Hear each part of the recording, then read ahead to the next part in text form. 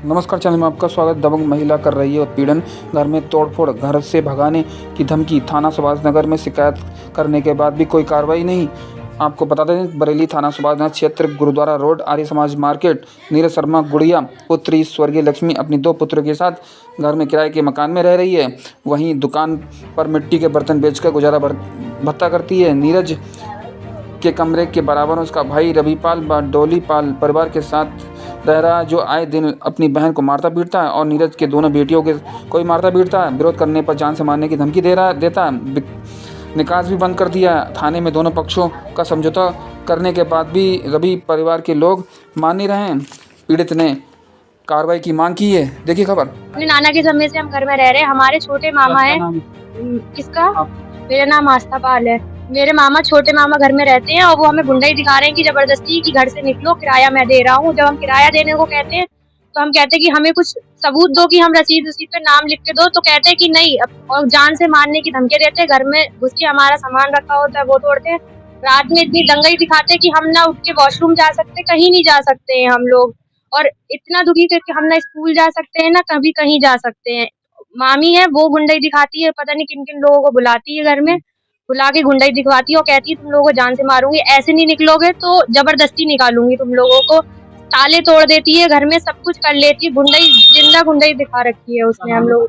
उसका नाम, पति का नाम रवि कुमार है और पत्नी का नाम डॉली है। तो जो किराए पे रह रही हैं, तो उसका किराया देती हैं? किराया हाँ हम देने के लिए राजी है, लेकिन वो है, हम किराया देने के लिए तैयार हैं, तो जबरदस्ती कहती है कि मुझे किराया दो, बस उससे ज्यादा कुछ नहीं है। तो हम कहते हैं कि हमें कुछ रसीद दो, कुछ दो, प्रूफ दो, तो कहेगी हम नहीं देंगे कुछ भी। ऐसी ही दो किराया रहना है। आइए, आर्य समाज को देती है। और हमने आर्य समाज से कहा जब 2 पक्ष रह रहे हैं तो आप एक ही रसीद कैसे काट सकते हैं? तो कहता हमारे मन, हम किसी की भी काटे हैं रसीद जबरदस्ती करके। और हम बात करने गए तो हमसे बहुत बदतमीजी से बात की उसने। आर्य समाज ने कहा कि जाओ, मेरा मन, मैं काटूं नहीं काटूं। मतलब अब क्या मतलब कब हुई घटना, मतलब कैसे? ये आज सुबह घटना हुई। उन्होंने घर में घुस के हमारा सारा सामान तोड़ा और नल का हत्था उठा लिया। रवि ने हमें मारने के लिए नल में हत्था लगाया था हमने। इससे पहले भी वारदात हो चुकी है। दुकान में घुस के, जी आज थाने में हम लोगों ने शिकायत करी है। तो ये सुभाष नगर थाना, वो लोग, इनने समझौता कर दिया था कि अब कोई लड़ाई झगड़ा नहीं होगा, तो अब हम लोग शांति से रह रहे हैं, तो और ज्यादा गुंडाई दिखा रही है हम लोगों को। हम ये चाहते हैं कि ये हमसे बिल्कुल ना मतलब रखा, और रसीद पे अगर इसे किराया चाहिए तो हमारा नाम भी उसमें जोड़ा जाए रसीद में। जब हम किराया देंगे, हम लोग अपने नाना के टाइम से रह रहे हैं, कम से कम 15 साल हो गए हम लोगों को रहते हुए। क्या नाम है आपका? नीरज पाल। क्या मामला है? सर घर का मामला है। ये मेरी रवि पाल भाई और डॉली पाल, ये लोग मुझे बहुत परेशान करते हैं। मुझे मेरे दोनों ये भैया भाभी हैं सर। ये लोग मारा कूटी लगाते हैं और आए दिन बलवा मचाते हैं। 20 लोग कभी मेरे दुकान का सामान तोड़ देते हैं।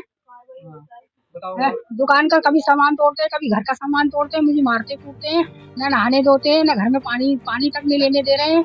और बहुत गाली गलौज करते हैं।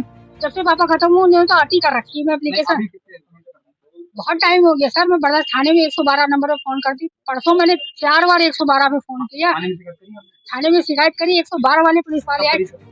परसों भी गई थी मैं, और 13 तारीख को भी मेरे दुकान का सारा सामान तोड़ दिया गया सर। सुभाष नगर थाने में गई सर।